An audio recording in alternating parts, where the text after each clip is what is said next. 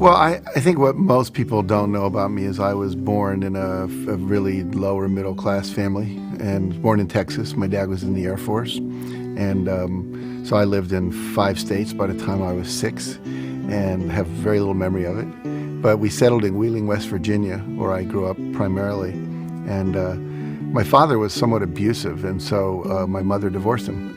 And I got a stepfather who really raised me from the time I was about 6 until graduate high school. And I was a typical middle class, by then, suburban kid in West Virginia, except for the fact that my mother was an alcoholic and my father was a workaholic and sometimes drank as well. So it created a lot of compassion and empathy for me because I'm very what's called hypervigilant. I notice every little thing because I had to survive in those families. And also, I think I have a huge sensitivity to pain, and that was really how I got started. The Chicken Soup for the Soul books, which really catapulted my career, those came about when one of my students, some lecture I was giving, said, "You know that story about the puppy you just told?" And I said, "Yeah." She said, "Is that in the book anywhere?" I said, "No." And she said, "Well, it needs to be." I said, "Why is that?" She said, "My daughter needs to read that story." "Well, just tell her the story." "I can't remember. I need to see it in the book." When you're a kid, you have an impulse to act, you act. You want to touch the cat, you want to throw the cat out the window. You want to stick your hand into the VCR and put peanut butter in there, you do. The problem is, as we're growing up, we get conditioned by our parents and our caretakers and our siblings and our teachers and coaches and nuns and all these different people that come into our life. Don't do that. Stop. That's bad. You know, we get slapped and told we're not okay. And so after a while, when we go to do something, we're looking, is it okay if I do this, you know? Instead of just doing it. All my sons and my stepson and my stepdaughter have been great risk takers. They're all artists. One's a drummer, one's a hip hop singer. One is he's in high school, but he's in the school play. He just had to leave the school play. He sings, and then my daughter's a singer, and my other son is very athletic. He's a surfer.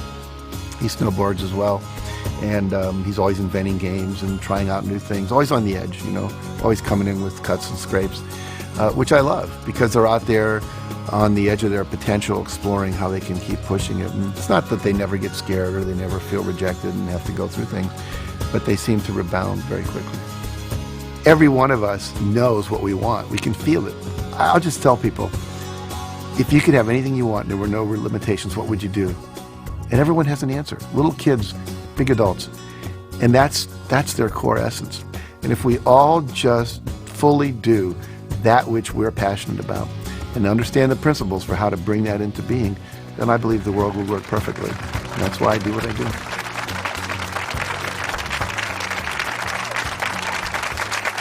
Thank you. Thank you very much. Well, it's a pleasure to be here and to share these ideas with you and really help you take your life to the next level, which is what we all want to do, or we wouldn't come out to these kind of events. I'm going to start by sharing with you a number of very important critical ideas.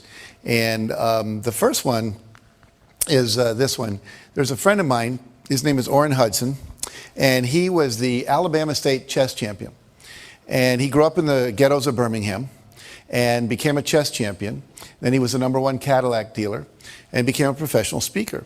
And I was talking to him, we were having lunch together down in New Orleans, and it was at a professional speakers convention, and we were talking about my new book, The Success Principles. It was about to come out, and he said, you know, to me, success is like knowing the combination to a lock. He said, if you know the combination to a lock, it doesn't matter if you're male or female, white or black, Hispanic or Asian, you're 55 or you're 16, your IQ is 150 or your IQ is 93. If you know the combination, the lock has to open. And the problem is, most of us are going through life and we don't know the combination. We maybe have 3 of the 4 numbers we need, but we don't have them all. And so the idea is that what I'm about, what I've spent 30 years of my life doing, was researching what is the combination to the lock.